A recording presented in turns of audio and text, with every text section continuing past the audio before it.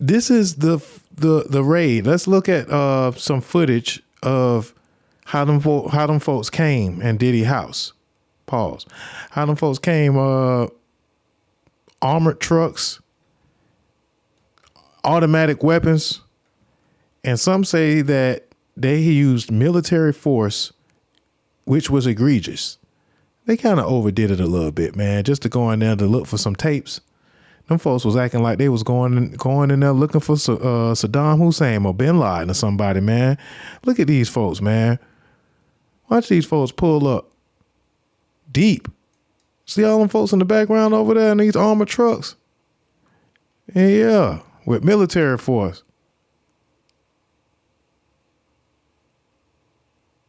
Them folks was ready.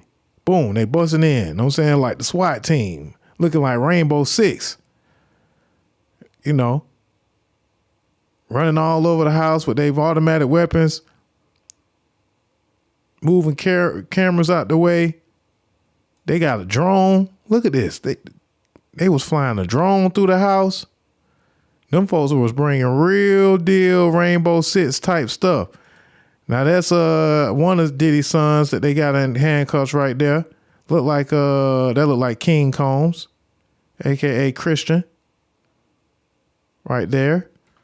So yeah, they put him in handcuffs, detained him.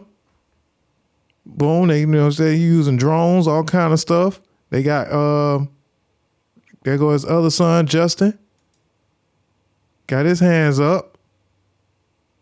Search him. Put him in handcuffs, detain him. Take everybody outside. You know. So some may say that the force that they used was a little bit egregious. It was a little bit of overkill. Them folks was acting like they was on Call of Duty in Iraq or somewhere. And where are the charges? Where are the weapons of mass destruction? It must have been some weapons of mass destruction or something, the way them folks walked up in there. So what's going on, man? Like, what is it? What is it? Were they covering up evidence or were they looking for evidence? And why are we as a black community so quick to turn on each other? Like, people will build you up just to try to tear you down, man. It's crazy. No evidence whatsoever. This is, and then they act like Diddy ain't never do nothing for the black community all of a sudden. Now he ain't do nothing. He just been a monster all his life. He ain't do nothing for the black community. You know what I'm saying? He ain't have no charter schools. He ain't give away no scholarships. He ain't give away no money to no charity. You know, all of a sudden everybody gonna turn against you because you done made too much money and they kind of jealous. But when you come around, you know, they smile in your face. All the while they want to take your place. Them backstabbers. That's what they are. But yeah, man, I don't know, man. I'm trying to reserve passing judgment on the man until I see some evidence. Of course, if he's gay, hey, so be it. What to do? But if he's gay, he shouldn't hold that in. Pause. He should tell somebody, you know, that he like boys. If he like boys, you know, if he don't, he don't. But anyway, folks just don't care. They just gonna, you know, folks just want to see you fall. When you on top, people want to see you fall. That's the bottom line. So there is more news in regards to Diddy. They say his alleged private investigator named Russell Green is allegedly calling TikTokers and using intimidation in an attempt to silence them from speaking about him in relation to the Lil Rod lawsuit. TikToker Miss Vicky May recorded a phone conversation in which Russell Green can be heard repeatedly warning her against speaking on him in relation to the Lil Rod lawsuit. Hey people, before I release anything or play anything for y'all, I need to read this play. Georgia makes it a crime to secretly record a phone call or in-person conversation originating in any private place unless one party of the conversation consents. And I have received full consent from Vicky May to play this video for you. So on March 29th, Russell Green, the private investigator mentioned in Little Rod's lawsuit against Diddy, reached out to Vicky May. Yes, the same private investigator who allegedly harassed an 8-year-old for information about her dad. She only reads what she sees and she doesn't add to it. So the video I'm about to play for you is the conversation between Vicky and Mr. Russell Green, the private investigator that Diddy allegedly hired to pursue information about Rodney Jones. Hi, Russell. Hi, Russell. This is Victoria. I got your email. Hey, Victoria, how are you? I'm good. How about you? Good. I got sent your TikTok, you covering the Diddy case that was mentioned in it. Uh-huh. Are you okay to speak with me about that? Yeah, yes, sir. Uh-huh. Obviously, we're not in court right now. We're going to be in court at some point.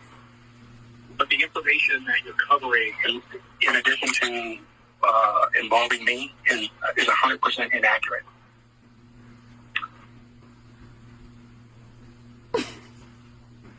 Sorry for Okay, can you hear me?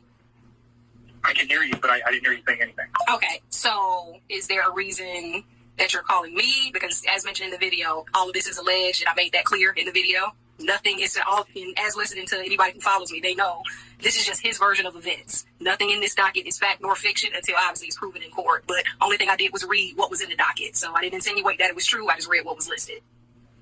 Yeah, I just want to caution you as a journalist, as what you're doing, or the entertainment that you're doing. You're actually causing a little bit more harm than good.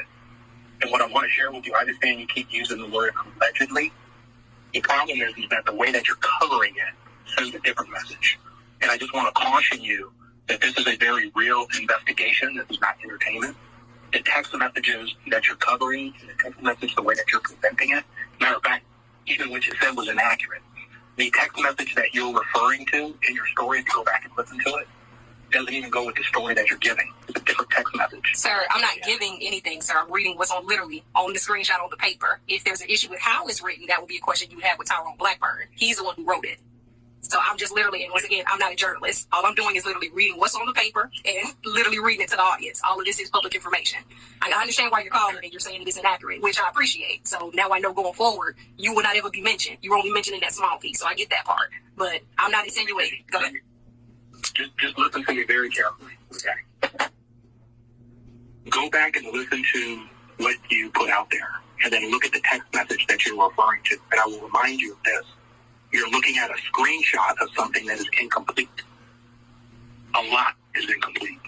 Okay, so that yeah, and I get you. And once again, that would be, this conversation would be with Tyrone Blackburn. I didn't write the docket. I only recorded it. Like, I didn't write that. Well, I understand, but I would hope. And trust me, it's being dealt with Blackburn and judges and attorneys and all that. But again, if you want to have any credibility, not just run an entertainment site. If you want to have any credibility in what you're doing and what you're saying, instead of just saying alleged, you're really going to be mindful and be careful of what you're putting out there and do a little bit more research. If you do a little bit more research, I think it's going to change your opinion, and it's also going to change how you promote what you're doing. You don't have to do what I'm telling you. I'm letting you know it's 100% fabricated, and all you're doing is recirculating something that's 100% fabricated. And I can't go into any more details about it. Right, because it's an active investigation. Right, yeah. But I'm just letting you know, I'm giving you a heads up. I'm trying to help you. I don't have to make this call, but I'm trying to help you. Be very careful with the way that you're promoting this. And just go back and do some of your research. Do some research. You're smart. I see what you're doing. I understand what you're doing. I totally get it. But just because you say alleged, there's still some responsibility that comes with what you're doing. This is not a game. It's not entertainment. No, it's entertainment on your part. This is not entertainment. This is a real criminal investigation. And so if you just take a little bit of time, do some research on the people that you're covering and the validity of what's being said and what you're putting out there, I think you're going to have a much, much better story than what you're putting out there right now. Yeah, I hear you. And I appreciate the call. You enjoy the rest of your day. Now, Vicky is a good human being, because I would have let this man keep talking so he would have talked himself into some shit. But I do have a couple of questions for Mr. Russell Green. Why not reach out to CNN? Why not reach out to Fox News? Why not reach out to Blackburn? Why reach out to a TikTok? Because to me, you just let us know some things that we didn't know. First and foremost, you let us know that you are actually the PI that Diddy hired. Thank you for telling us, because we didn't really know that. It's all alleged right now. But thank you for confirming that for us. On top of that, you also let us know that there are more text messages out there, not just the screenshots that we have on this lawsuit. Really appreciate that information. And now that we know you guys are going to court really soon, that's great information too.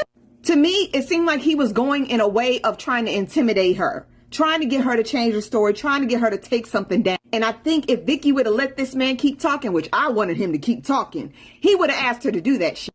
If you have nothing to worry about and you don't feel guilty in any way, form, or fashion, you would never contact somebody, especially somebody that has nothing to do with the investigation whatsoever. Vicky is not on the lawsuit. All she did was read. But this man felt so compelled to contact her on several platforms to get her to see something different. Sir, if it was 100% fabricated, you wouldn't be calling nobody. But you just gave us some kind of clarity. I appreciate it. So if anybody else gets contacted by this man, by all means, make sure you get a recording of it. And just to let you know, we did try to contact Blackburn and Associates, but nobody picked up. Nobody would answer us. So we just dropped it ourselves. And the one thing I don't appreciate you doing is intimidating my friend or trying to get her to change her mind about something she's seeing on the paper. But that's all the news I have for today, guys. Bye. Okay. So, if we're following this correctly, folks just want to do anything. They do anything for clout, man. Anything or play anything for y'all, I need to read this player. Hey, people. They do anything for clout. I'm hoping TikTok pushes this out because it's important and y'all be suppressing the shit out of my videos. Okay. One of my favorite content creators, it's Vicky May, received a phone call from Diddy's alleged private investigator, warning her about the information that she was talking about when she was reading the allegations of the lawsuit against him. Now, I saw her videos and I was in her lives. She read word for word what was on the lawsuit. Everything was alleged. She stated that from the beginning. She made no just like blanket statements, and everything that she read came straight from the lawsuit. You can go to her page. I'm going to tag her in this video so you can go to her page. She has a recording of the phone call that she had with his alleged investigator. And we can't let this happen. Like, he's not going to be able to call people and tell them that they're spreading false information when she's literally just reading what's on the lawsuit that is public domain that everyone has access to. And I've heard that there are several other TikTokers that have received phone calls from him as well. Like, this should not be happening. So y'all go to her page and watch the video and listen to the recording. What I really want to know, though, the question that I have is, what's the motivation? If you guys are not private investigators, if you're not, lawyers, if you're not law enforcement, of course, we're all on the internet. Of course, what I'm doing right now is reporting on alleged activities. None of this is to be taken, seriously as absolute news. I'm just trying to keep people informed.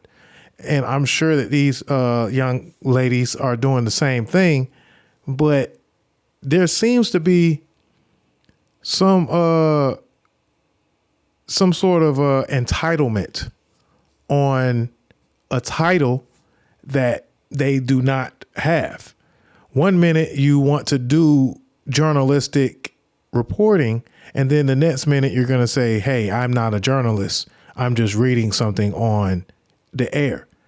I would never run away from being a journalist. I consider this my own sort of journalism here on the podcast. And I try to be responsible with what I report on. Of course, a lot of this is hearsay. A lot of it that we cover, especially on part 2 of the show, is strictly allegations. It's all alleged. And sometimes we even try to say words like allegedly and hearsay and kind of just blanket statements to try to protect ourselves by saying, hey, I'm not sure what I'm reporting on is actual facts. This is just information that I found on the internet.